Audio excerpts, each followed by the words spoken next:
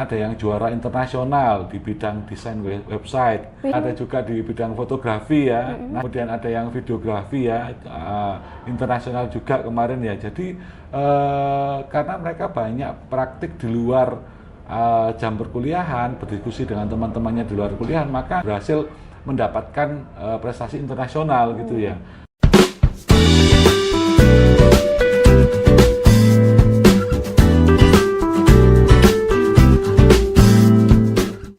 Teman-teman semua, bertemu lagi dengan podcast Manajemen Pemasaran. Di sini saya Elis Ayu Larasati dan ditemani oleh Pak Rahmat.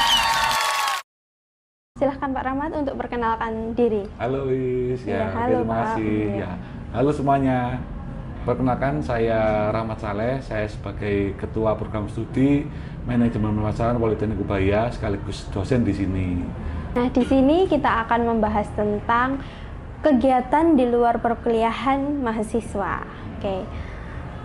Untuk pertanyaan pertama, kegiatan apa saja sih Pak yang dilakukan mahasiswa di luar jam perkuliahan?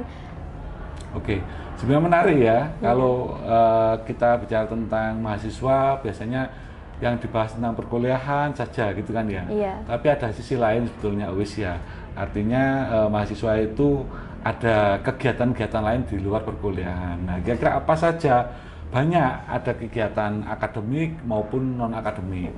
Seperti contohnya kegiatan bimbingan ke dosen ya, atau diskusi di luar kelas, menanyakan tentang tugas-tugasnya ya. Kemudian kegiatan-kegiatan olahraga ya.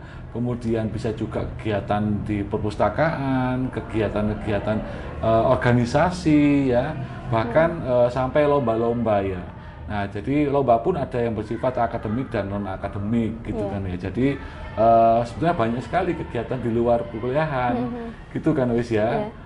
Dan kalau di MP sendiri kan ada marketing club tuh Pak. Gimana sih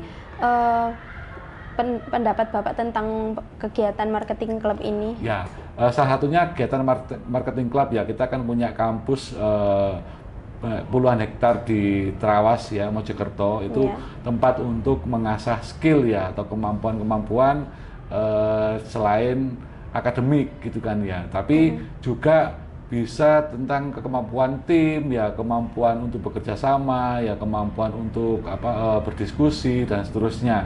Nah, di sana karena kampusnya outdoor, banyak kegiatan yang bisa dilakukan. Bahkan akademik pun juga bisa ya, artinya penugasan-penugasan yang ada di kelas biasanya itu bisa diekspresikan di waktu marketing club gitu. Nah, ini untuk kegiatan di luar kampus ini kan ada banyak nih Pak. Itu apakah ada manfaat tersendiri bagi mahasiswa gitu? Ya, oke. Tentu manfaatnya besar ya.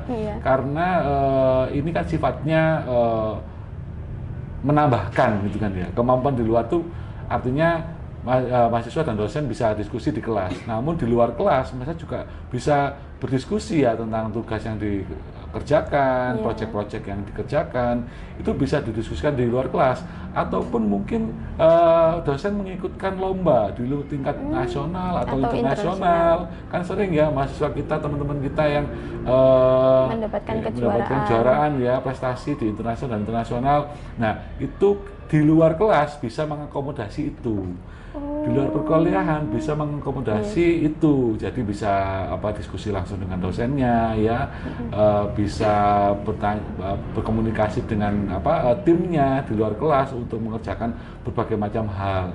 Ada juga misalkan berwirausaha bisa gitu kan ya. Ada namanya SPDU. SPDU ini unit usaha mahasiswa yang dikelola mahasiswa. Jadi bisa melakukan banyak hal di luar jam perkuliahan seperti itu.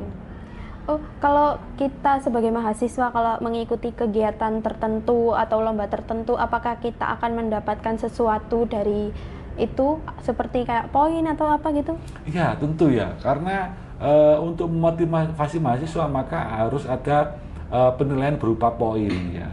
Nah, poin kemahasiswaan itu diberikan supaya mahasiswa mau aktif di luar perkuliahan. Memang tujuan utamanya itu ya, mau aktif di luar perkuliahan. Artinya bisa berkegiatan di organisasi ya, seperti KSM misalkan. KSM itu kan kelompok studi mahasiswa, di banyak kegiatan gitu kan ya. Nah jadi semua kegiatan yang dilakukan oleh mahasiswa di luar perkuliahan itu diapresiasi dengan penilaian poin gitu kan ya. Ada penilaiannya sendiri. Jadi misalkan ikut kegiatan lomba itu bisa diklaim sebagai poin. Kemudian kegiatan misalkan ikut seminar itu diklaim sebagai poin, kegiatan kepanitiaan juga bisa diklaim sebagai poin. Nah itu memang dirancang di luar perkuliahan supaya mahasiswa itu tidak, istilahnya kan ada istilah kupu-kupu ya, kuliah pulang ya. Nah itu tidak seperti itu ya. Jadi mahasiswa mampu dibekali dengan skill-skill lain ya yang mendukung akademik gitu kan ya. Nah contohnya tadi misalkan organisasi KSM. KSM itu kan kelompok studi mahasiswa gitu kan ya. Teman-teman kita banyak yang tergabung, juga bagian dari KSM kan ya. Banyak kegiatan misalkan pengabdian ke masyarakat, ya bersama dosen pengabdian ya ke masyarakat, kemudian bisa juga mencari data-data penelitian gitu kan ya. Itu kan berarti melibatkan mahasiswa. Mahasiswa tidak hanya berkutik di perkuliahan saja, tidak hanya di jam kuliah saja gitu kan ya. Jadi banyak kegiatan yang bisa dilakukan mahasiswa di luar jam perkuliahan. Betul, gitu ya Pak. Bisa dilakukan mahasiswa di luar jam perkuliahan, mereka bisa diskusi dan seterusnya gitu kan ya. Bahkan ya musik bisa ya, bermusik ngeband gitu kan ya bisa. Tadi olahraga gitu kan ya, supaya sehat, supaya kreatif gitu kan ya, bisa dilakukan di luar kegiatan perkuliahan gitu ya wis ya.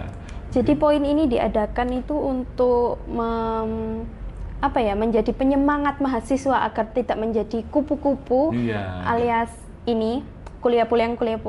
Jadi biar anak-anak ini tetap aktif di jam luar kuliah. Jadi biar tetap aktif, biar tetap mengeksplor semuanya. Jadi poin kemahasiswaan ini juga dibutuhkan sama mahasiswa gitu ya Pak?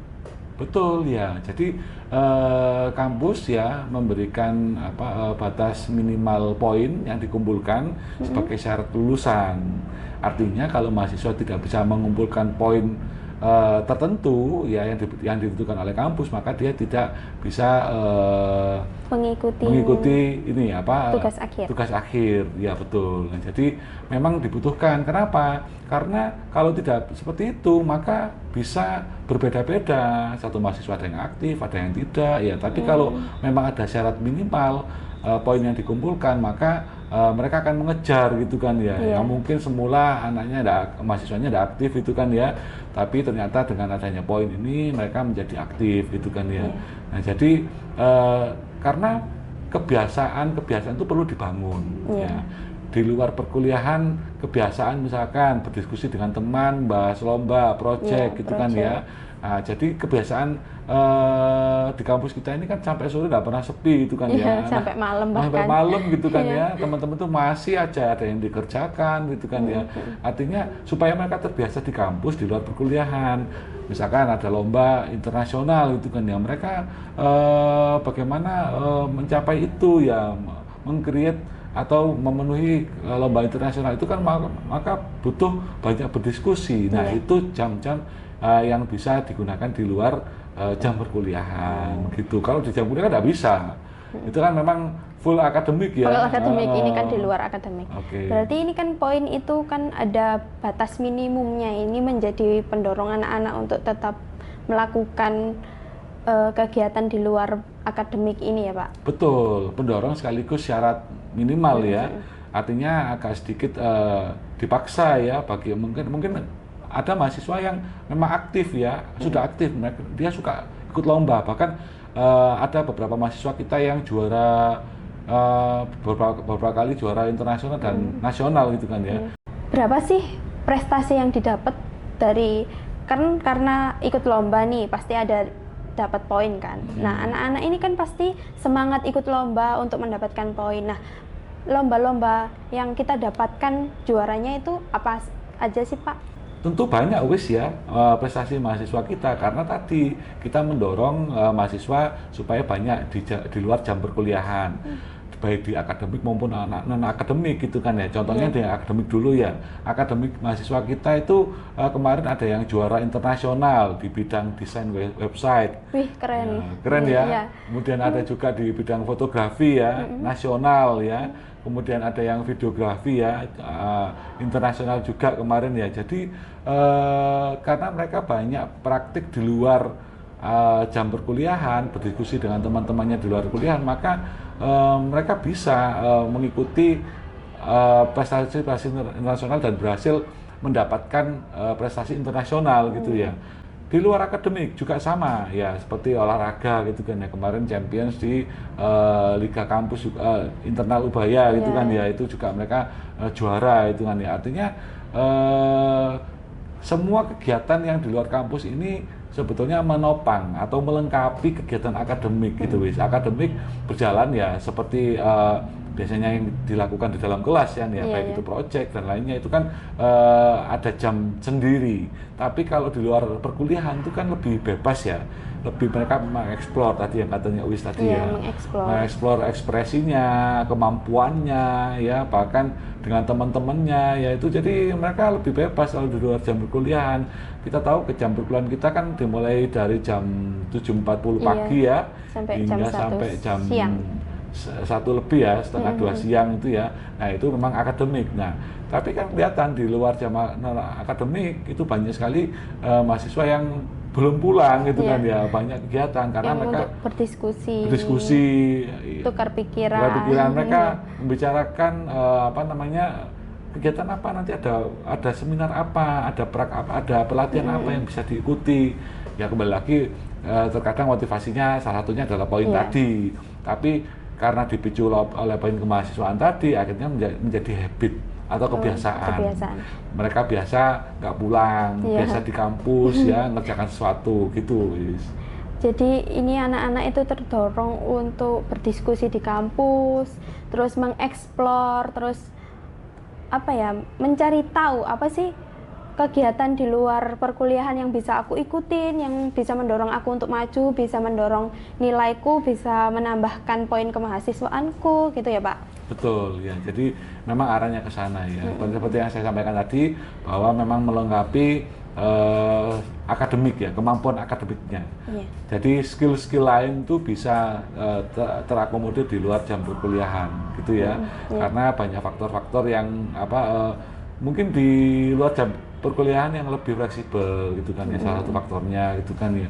Nah jadi sangat diperlukan ya, banyak sekali gitu kan ya, baik akademik dan akademik ya. Bahkan ada kegiatan-kegiatan yang kadang sesama mahasiswa dan dosen, nah seperti itu ya. Oke, jadi ini itu pendorong yang sangat-sangat positif untuk mahasiswa ya Pak? Betul ya. Oke. Selain itu apa lagi ya Pak? Nah selain itu kegiatan-kegiatan mahasiswa nugas ya, jadi mengerjakan tugas istilahnya ya. Mereka lebih suka di kampus gitu kan daripada di rumah, karena mereka bisa diskusi dengan teman-temannya. Bahkan di lab kita ini ya, lab di sini lab pemasaran ini ya, dengan lab pemasaran di atas itu selalu digunakan gitu kan ya, selalu digunakan oleh mahasiswa. Jadi mereka ngumpulnya ya di situ-situ aja. Jadi dalam lab bisa dipakai di luar jam perkuliahan. Betul, ya Pak? Ya dipakai karena mereka kadang itu lebih luasa ngerjakannya di luar jam perkuliahan, walaupun di jam perkuliahan kadang dikasih waktu untuk mengerjakan tugasnya gitu, ada proyeknya. Tapi mereka lebih cenderung menyelesaikannya di luar jam-jam perkuliahan gitu ya. Jadi memang istilahnya kalau secara SKS itu kan di jam akademiknya ya, jam perkuliahannya secara SKS, tapi di luar jam SKS ini sebetulnya sudah melampaui banyak gitu kan ya, digunakan untuk belajar oleh mahasiswa gitu. Kira-kira itu ya yang bisa yang saya sampaikan terkait gimana sih gambaran tentang kegiatan mahasiswa di luar perkuliahan ini gitu ya. Gitu, Untuk teman-teman yang kepo dengan kegiatan-kegiatan mahasiswa yang sudah dijelaskan tadi, kalian bisa ikut gabung ke Manajemen Pemasaran Politeknik Ubaya, bisa kepoin pendaftarannya di web politeknikubaya.ac.id. Oke, sekian menurut saya Pak, cukup. Terima kasih informasinya dan maaf kalau ada salah kata. Sama-sama. Oke. Ya. Terima kasih teman-teman, bye-bye. Bye. Sampai jumpa di podcast berikutnya.